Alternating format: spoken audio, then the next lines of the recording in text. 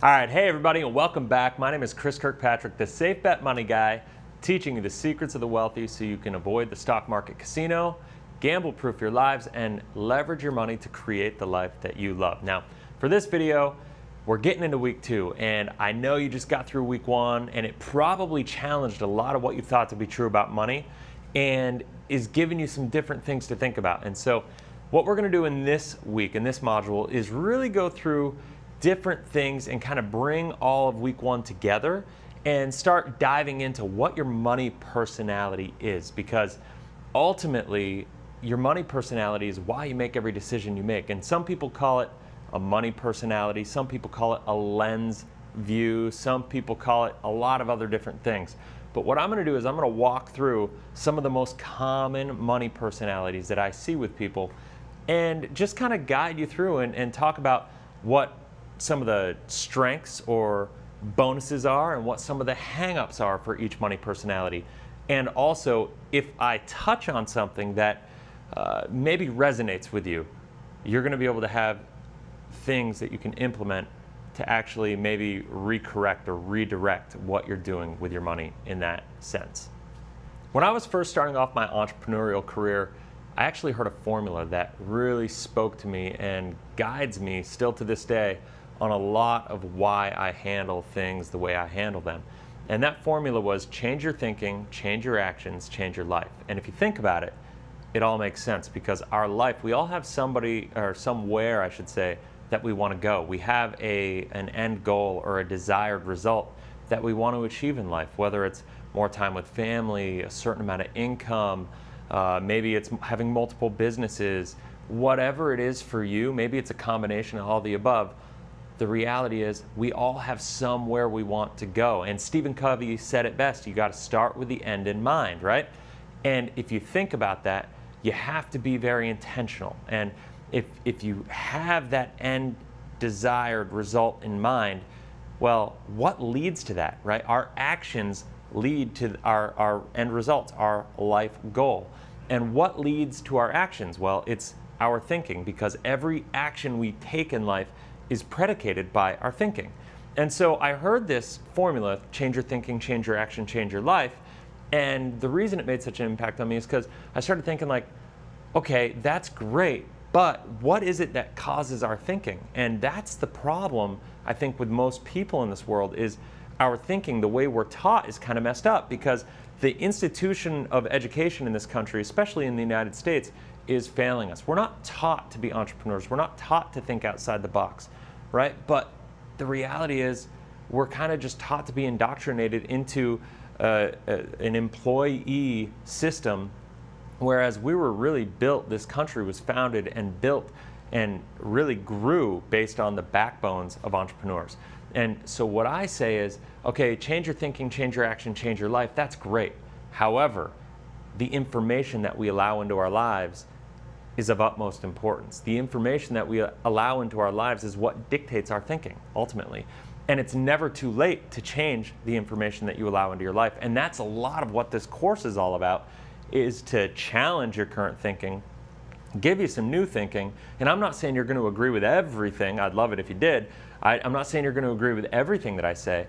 However, as I challenge you on a lot of the things that you've been taught to be true, as we go down that rabbit hole, you are going to learn a lot about different ways of dealing with things. And one of the things I was taught as well is, if you want to be successful, if you want to be wealthy, you need to define what success is to you, and you need to find somebody who's got what you want in life, and you need to emulate what they're doing until you have what they have, right? And once again, success is different things to different people, but whatever success means to you, you need to make that work. You need to commit to that, and you need to go for it.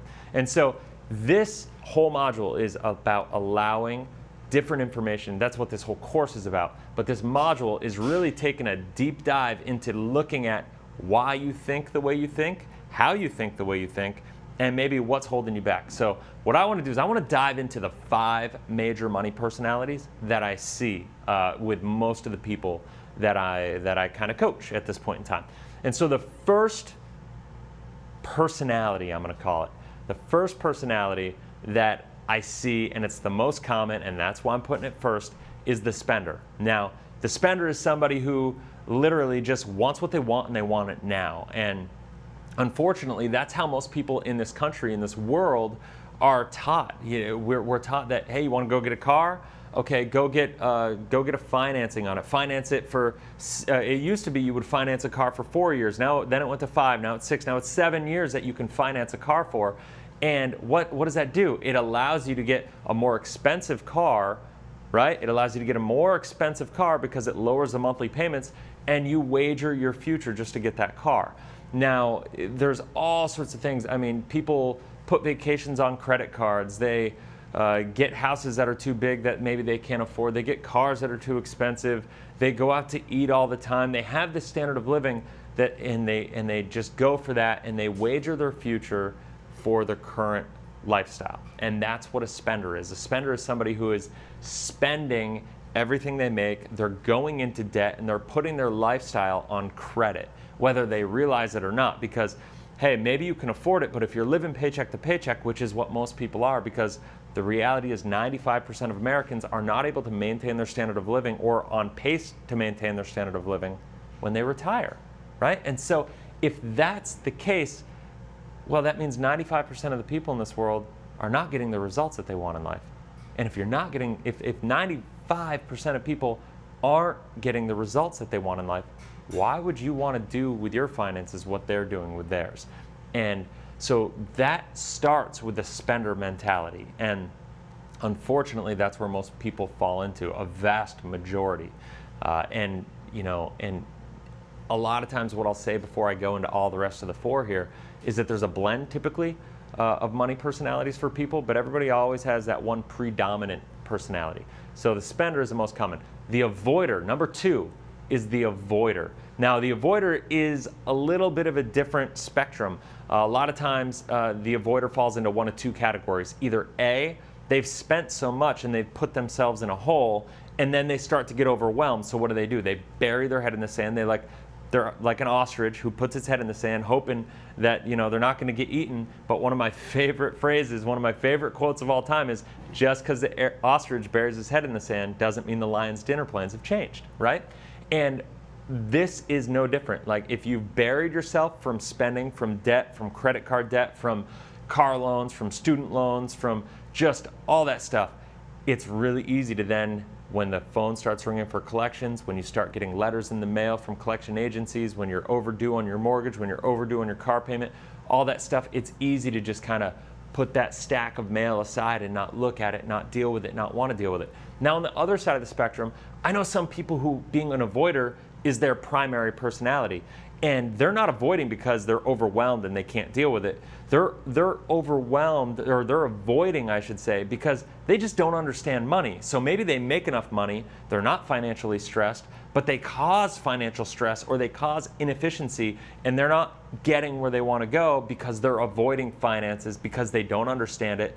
It's overwhelming, it's stressful, and they don't want to think about it. And I see that in a lot of people who are really successful. This is actually a really common trait with entrepreneurs. And what I mean by that is, entrepreneurs, a lot of times I see you're really good at what you do, and you're really good at building your business. You're really good at running your business, but you're not necessarily really good with money.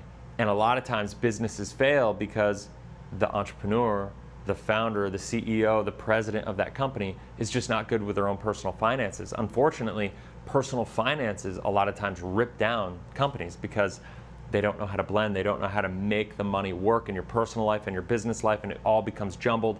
And a lot of that becomes, or comes to place, or comes to being because the person, the entrepreneur, is an avoider at dealing with their personal finances. The third one is monk, right? So being a money monk. What do I mean by that? Well, I see this a lot in the religious space. I see this a lot, especially in the Christianity space. A lot of people think that money is the root of all evil, right? And even that, from a biblical perspective, is kind of taken out of context. It's the love of money that is the root of all evil.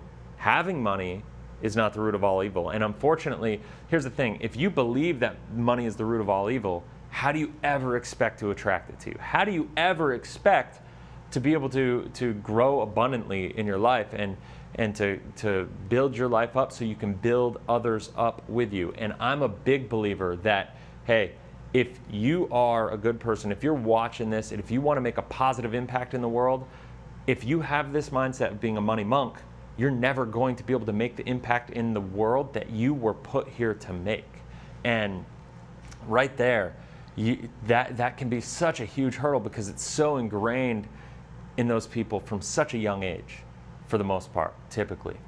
And so to reprogram that in a way can take a lot of work, but it is so vital that you understand that you were here for a reason. You were put here for a reason. You were meant to make an impact in this world. You were meant to share your message in whatever way it is for you. And you, literally, you have the ability to change thousands, if not hundreds of thousands of lives. And I know that may sound overwhelming. And I know for me, that was really hard for me to grasp initially. That was really hard for me to, I guess, accept initially. But being a money monk basically means, hey, you're holding yourself back because of your belief about money, because you don't trust yourself in a way. And really, really, moving forward, I want to encourage you, don't look at money as an evil thing. Look at money as your ability to attract it and make the world a better place, because the world needs people like you to be the ones with the money, right? Because that's where you can give more to charity. That's where you can lift your community up. That's where you can pull other entrepreneurs along with you. That's where you can make just a supremely positive impact in the world. And it not only are you capable of doing it, but I believe it's your responsibility to go out and do that. So that's a really big one to get past for a lot of people. Now, the fourth money personality is the gambler. Now, since I was a former top 100 poker player, internationally ranked in online poker, this is kind of a funny one to me because a lot of people go, oh, Chris, you were a gambler. And in reality, I wasn't. I mean, I gambled for a living, I suppose, but I was a statistician. I had 24 tables going at the same time, playing online poker. I played 24 tournaments at a time. Everything for me was systematized. Everything for me was just statistics and just following a system. And I was essentially just kind of like a human robot making decisions based on algorithms and spreadsheets that I had created and rules, right? And so finances, personal finances, are really no different. The challenge is there's so much information out there and everybody wants what they want and they want it now. It kind of comes back to the spender. However, in this situation, people don't want to do that long, slow grind, right? Because people way underestimate what they can accomplish in a lifetime, but they way overestimate what they can accomplish in a very short period of time. And that's the gambler mentality, that short period of time. People swinging for the fences. But the challenge is, in baseball, for instance, home run hitters strike out more than anybody else. Why? Because they're swinging for the fences. Now, if you're super talented and you can connect with the ball a lot, well, good for you. But you better have a financial system in place that allows that variance for you, allows for you to strike out, and at least gives you enough value, because if you strike out a lot, you better hit home runs when you connect, and you better have bigger wins than losses if you're going to be successful. And it's very, very simple to do the math in your own life. And what I find is it's this shiny object syndrome. Everybody's going from opportunity to opportunity to opportunity, and I see it all the time in business, in network marketing, just in their personal lives.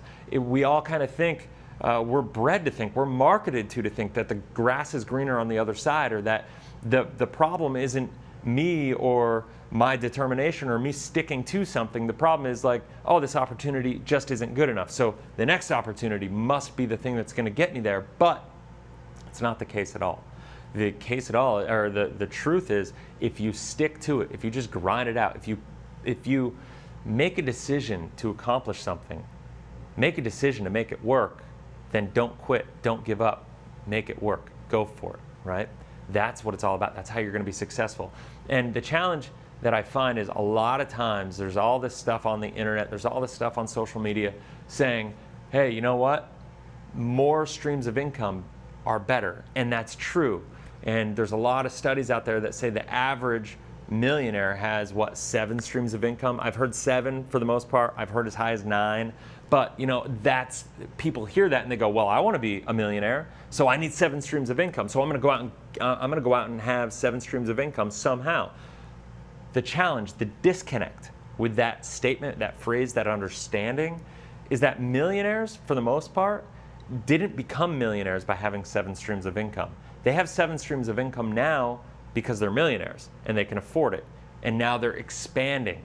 But you need to pick one pillar, so to speak. You need to be able to find one area of life that you can build your foundation. And that's why I love the financial coaching that I do, is because it allows people to build their foundation, right? And you have that foundation built. And then once you have that foundation built, then you can start building pillars of passive income on top of your foundation. And that foundation, when it's built on solid stone and you got rebar and you got, the concrete poured, there's no way it's gonna crack, right? But if you just go out and you try to build 7 pillars first, but you didn't build that foundation, it was built on sand, it may look good. Those pillars may be beautiful for a short period of time, but eventually they're gonna start tipping over and it's gonna be falling into each other, and one pillar's gonna fall into the other and they're gonna knock each other over, and it's just not gonna work, and it's gonna implode, it's gonna break down. And that is not what you want. So build that foundation first. Don't fall into the trap of the shiny object syndrome. Don't fall into the trap of thinking you need 7 streams of income immediately, or you need multiple. I think if you're doing more than 2 or 3 streams of income before you have success, supreme success in any one of those 3, you're doing a lot to hurt yourself, and you're doing a lot to set yourself back. So I can speak to this personally because I fell into that trap for a long time. And that was one of the things holding me back, is the fact that I had all these grandiose plans, and I can tell you as an entrepreneur, you never feel like there's anything that you can't do, right? You never see an opportunity where you're like, oh, I can't do that, because I know that was my problem. I believed I could do everything, and I still do. But I also now have learned that I believe and I know that I need to do what's most important, and I need to do what's going to make the most impact, and I need to learn how to say no. And I need to learn, and I've learned that focusing on the task at hand and accomplishing a goal before moving on to the next one is the most important thing. So now that we're done with the gambler, and hopefully that makes sense, I want to get into the 5th one, and that is the saver. Now, if you are a saver, I want to congratulate you, because you are one of the very, very, very few people in this world who actually, delay gratification, who are willing to delay having a certain standard of living now, because you understand that putting money aside and investing in your future is in your best interest, because that's going to allow you to have a better foundation, right? It's going to create more security. It's going to create more stability so you can build those pillars on. And heck, it's even going to allow you to build those pillars in the first place, because you need money. Money makes money. Access to capital creates wealth, right? And that's what you need to do. So becoming a saver is the first step if you want to be successful. If you're any of the first 4 personalities, you need to start working towards becoming a saver. And that is the first step towards going in the right direction, towards building your financial future. Because I don't care if you want to be a business owner. I don't care if you want to get involved in real estate. If you want to lend money, if you want to be an expert online, if you want to do anything, the bottom line is you're not going to be able to do any of that if you don't know how to save money, if you don't know how to manage your money. That is the first step. Now, you can go out and take a swing. Once again, you could take a home run swing, but most likely it's going to implode on you, and that is really important to understand. So being a saver, super key. Now, it's really simple. There's very few people in there, but becoming a saver is just a matter of saving a certain percentage of your income. It depends on your personal situation. We're going to get into that more later in this course, so I'm not going to talk about it right now. But the next one, what I like to do is talk about the next one. Now, the first 5 personalities that I just talked about, that's what I typically see. Those are the people that I see come to me when I do financial coaching for them. However, what I love to do with people, no matter where they are, is lead them into the 6th money personality. Now, the 6th money personality is not something you're taught. It's not something anybody's learned. It's something that you have to be taught by somebody like me, somebody like myself. You got to take a course like this, and it's not common knowledge. If it's common knowledge at the highest level, it's common knowledge with the wealthiest people in the world, but it's not common knowledge, and it's definitely not common practice. And so the 6th personality is an abundance creator. And I say that all an abundance creator is saying, you know what?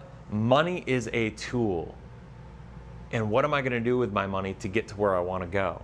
If I have this end goal, if I have this life that I want to live, this life that I want to lead, and I have this vision of what my life looks like in a certain period of time, how can I use money as a tool to get there? Because, money is just a tool to accomplish what we want, right? You can't have personal freedom without financial freedom for the most part, unless you're living on somebody else's dime, right? And that's not freedom. You're owing somebody else in that scenario. That is so, so important to understand. Now, being an abundance creator, how do you do it? How do you set it up? We're going to get into that a lot in this course, but it really says, okay, let's save first. Let's become a saver before we become an abundance creator, because that's the first step. Now, being an abundance creator, there's some strategy to it. It's not just saving, but it's where you save, how you save, and then once you save that money, how do you leverage that money to create more security, more guarantees, more opportunity, and more control in your life? That's what I love to coach people.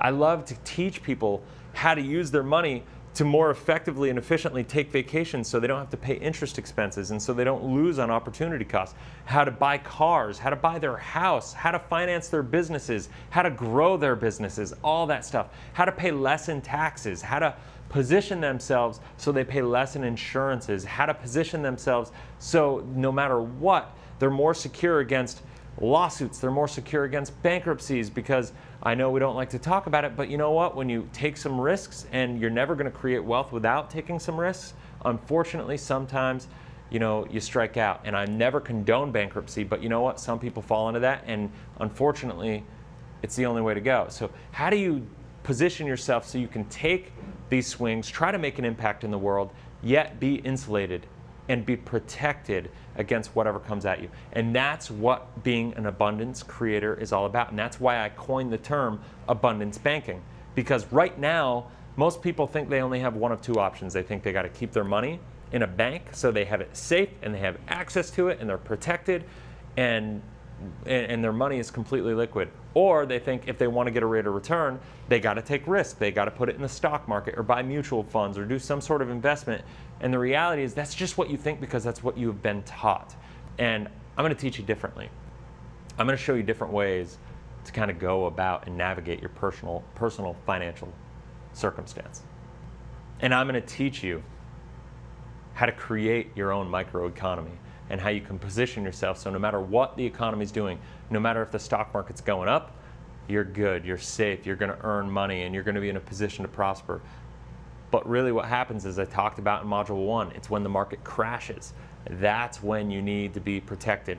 And we know it's coming, we know it's a cycle, we know it's going to happen multiple times during your working career, and you can either suffer through that or you can thrive and prosper through that and create wealth through that. And that's what I want to help teach you how to do, because that's what the most successful people in the world do. So now that I've gone through the money personalities, now that we've talked about what the 6 different money personalities are, the 6th of which you need to learn, and that's what you're going to learn in this course, is how to be an abundance creator. Now that we've learned these, I want you to download the sheet that's on here because first of all, you need to understand what your money personality is. You need to sit and spend some time and think about this because you may not realize it, or you may be a blend of different personalities. You may know your major personality, your foundational personality, but maybe there are a couple other little things that are happening in your life that you don't realize.